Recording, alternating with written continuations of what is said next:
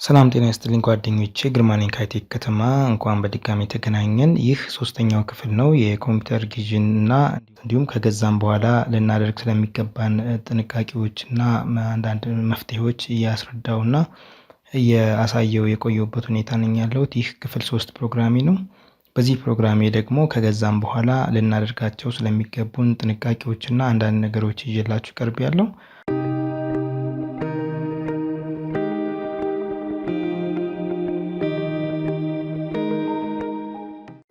ኮምፒውተራችንን ከገዛም በኋላ በዋናነት ማስቀመጥ ወይም ደግሞ መያዝ ያሉብን ነገሮች እንደሚከተለው አቀርባለሁ። የመጀመሪያው ሴሪያል ነምበራችንን ማስቀመጥ ይጠበቅብናል ማለት ነው። ሴሪያል ነምበር እንደሚታወቀው የኮምፒውተራችንን ኦድ ነምበር ነው። ራሱን ኮምፒውተር ለአንድ ኮምፒውተር አንድ ሴሪያል ነምበር ስለሚሰጠው ማለት ነው፣ ዋና መለያ ነምበር ስለሆነ እሱን በወረቀት ወይም በማስታወሻችን ልናስቀምጠው ይገባል ማለት ነው። ኢንኬዝ የሆነ ችግር ቢፈጠር ቢሰረቅብን ወይም ደግሞ ዋስትና ቢኖረው ለምሳሌ ይህን ኮምፒውተር መልሰን ልንሰጥ ወይም ደግሞ ልንከራከርበት የምንችለው ነገር ስለሆነ ይህንን ሴሪያል ነምበራችንን ማስቀመጥ ይጠበቅብናል ማለት ነው።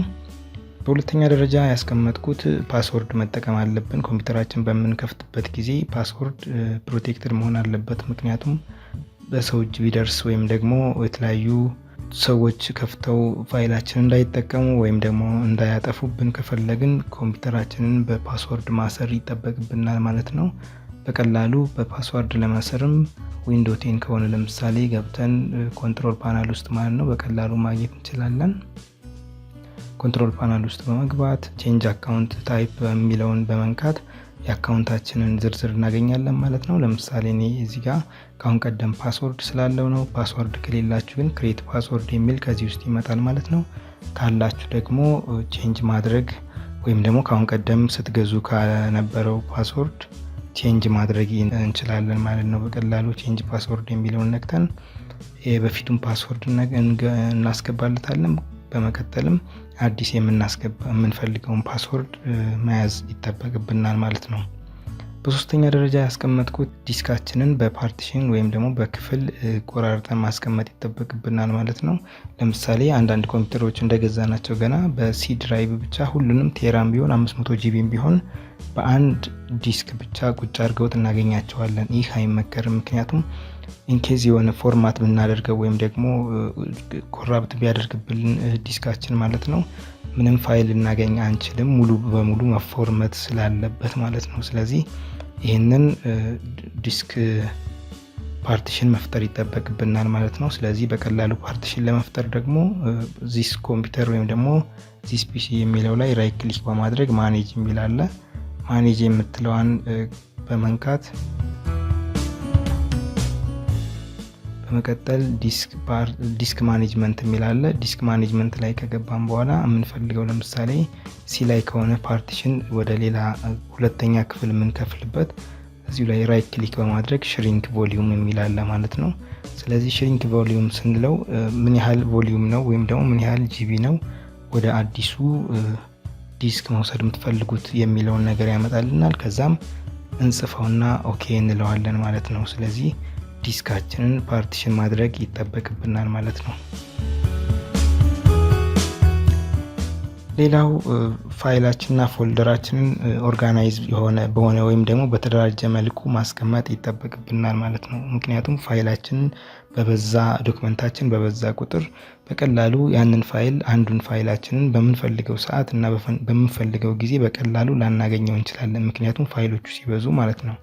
ስለዚህ ይህንን ለመጠቀም ደግሞ የተለያዩ ፎልደሮችንን በፎልደሮች በማስቀመጥ በትክክል ማስቀመጥ ይኖርብናል ማለት ነው። ለምሳሌም እኔ ከዚህ ላይ የተጠቀምኩት ለምሳሌ ዴስክቶፓችን ላይ ስቶክ የሚለው ፎልደር ለምሳሌ እኔ ፋይሎችን በሙሉ ማስቀምጥበት ፎልደር ቢሆን እንበልና የመጀመሪያው ላይ ኤፒኬ ያለ ለምሳሌ የስልክ አፕሊኬሽኖች ካሉ፣ ሌላው ኮምፒውተር ሶፍትዌር ዶክመንቶችን ለብቻ፣ ሙዚክ ካሉ፣ ፒክቸሮች ካሉ እንዲሁም ደግሞ ቪዲዮዎች ካሉ ለብቻ በየፎልደሩ ማስቀመጥ አለብን ማለት ነው እንጂ ቀላቅለን ብናስቀምጥ በኋላ ለመፈለግ ጊዜ ስለሚፈጅብን ማለት ነው። ይህንን በትክክል መጠቀምና ማስቀመጥ ይኖርብናል ማለት ነው። ሌላው ፋይላችንን ሲ ድራይቭ ላይ ሳይሆን ዲ ድራይቭ ላይ እና ኢ ድራይቭ ላይ ማስቀመጥ ይጠበቅብናል ማለት ነው። ቅድም እንዳሳየዋችሁ በፓርቲሽን ማስቀመጥ ፓርቲሽን መስራት እንዳለብን ነግራችኋለሁ። ስለዚህ ሲ ድራይቭ ላይ በምናደርግበት ሰዓት እንትናችን ኦፕሬቲንግ ሲስተማችን ክራሽ በሚያደርግበት ሰዓት ምናልባት ዲ ድራይቭ ላይ ካልተደረገ ማለት ነው ፋይላችንን ክራሽ ስለሚያደርግ ዲ ድራይቭ ወይም ደግሞ ኢ ድራይቭ ካለን እነሱ ጋር ማስቀመጥ ይጠበቅብናል ማለት ነው። ብዙ ሰዎች እንደማውቀው ዴስክቶፕ ላይ ነው የሚያስቀምጡት ፋይላቸውን አብዛኛውን ፋይል። ነገር ግን ይሄ አይመከርም። ምክንያቱም ዴስክቶፕ ማለት ሲ ድራይቭ ላይ ነው የተቀመጠው እንደማለት ነው። ዴስክቶፕ በሌላ ቋንቋ ሲ ድራይቭ ነው ማለት ነው። እሱ መሆኑን የምንመለከተው ለምሳሌ ዴስክቶፕ ያሉ ፋይሎችን ለምሳሌ ስቶክ ላይ ያለ ፋይል ቢኖረን ቀጥታ እዚህ ጋር በምንመለከትበት ጊዜ ከሲ ድራይቭ ተነስቶ ነው እዚህ ጋር የደረሰልን ማለት ነው ዴስክቶፕ ላይ። ስለዚህ ዴስክቶፕ ላይ ባንጠቀም አሪፍ ነው ማለት ነው። ብዙ ጊዜ ዴስክቶፕን የምትጠቀሙ ሰዎች ደግሞ ቅርብ ቦታ ለመስራት እንዲመቻችሁ ነው ይገባኛል። ነገር ግን ይህንን በቀላሉ ደግሞ ሾርትከት በመስራት መጠቀም እንችላለን ማለት ነው። ለምሳሌ እዚህ ዲ ድራይቭ ውስጥ ያለ አንድ ፎልደር ቢኖርን ዛፒያ የሚል ፎልደር ቢኖርን ቀጥታ ኮፒ ማድረግ እንችላለን። ከዛ በመቀጠል እዚች ጋር መተን ፋይሉን ሳይሆን ፔስት የምናደርገው ፔስት ሾርት ከት እንለዋለን ማለት ነው። ሾርት ከቱን ፔስት በምናደርግበት ጊዜ በቀላሉ እንደ ሊንክ ነው የሚፈጥርልን ማለት ነው። ደብል ክሊክ በማደርግበት ሰዓት ዲን እንጂ ዴስክቶፕ ላይ አይከፍትልኝም ማለት ነው። ምክንያቱም ቀጥታ ሊንክ ነው እንጂ የፈጠርኩለት ፋይሉን አላመጣሁትም ማለት ነው። ስለዚህ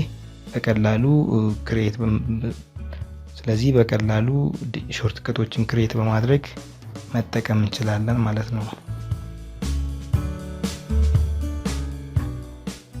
ሌላውና ዋናው ነገር ደግሞ የተለያዩ አንቲቫይረሶችን ኮምፒውተራችንን ለመጀመሪያ ጊዜ በምንጠቀምበት ጊዜ የተለያዩ አንቲቫይረሶችን መጠቀም ይኖርብናል ማለት ነው። ለምሳሌ የተለያዩ ፍላሾችን ኢንፌክት ሊሆኑ ይችላሉ ማለት ነው። ስለዚህ እነሱን በምንጠቀምበት ሰዓት ስካን አድርገን ለመጠቀም ለምሳሌ ስማዳብ ብዙ ጊዜ የምመርጠው ነው። ምክንያቱም ስማዳብ የተሰራው ለፍላሽ ነው እስከሚባል ድረስ ፍላሾቻችንን አውቶማቲካሊ ስካን ያደርግልናል። የተለያዩ ቫይረሶች ካሉ ያጠፋልናል ወይም ደግሞ ሪሙቭ ኤንድ ፊክስ ለማድረግ ያመቸናል ማለት ነው። ነገር ግን ከኢንተርኔት ለሚወርዱ እንዲሁም ለተለያዩ ቫይረሶች ተጋላጭ እንዳንሆን ደግሞ የዊንዶው ዲፌንደራችንን አብርተን ማስቀመጥ አለብን ማለት ነው። በቀላሉ ዊንዶው ዲፌንደራችንን ሴኩሪቲ ወይም ደግሞ ዲፌንደር ብለን በምንጽፍበት ጊዜ ከሰርች ባራችን ገብተን ማግኘት እንችላለን ማለት ነው። ዲፌንደራችን መብራቱንም በዚሁ ቼክ ማድረግ አለብን ማለት ነው።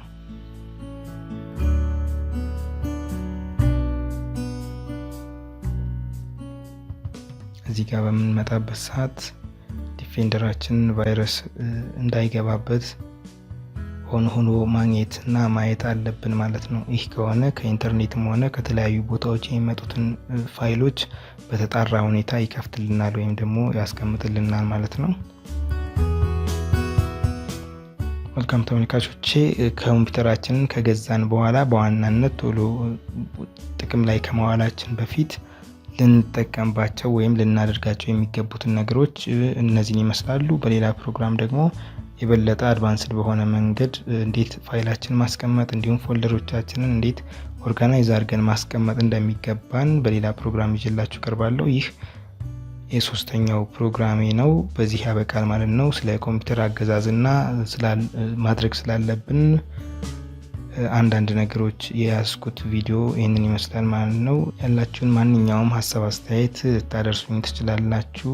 በሌላ ፕሮግራም እስከምንገናኝ ድረስ ሰላም።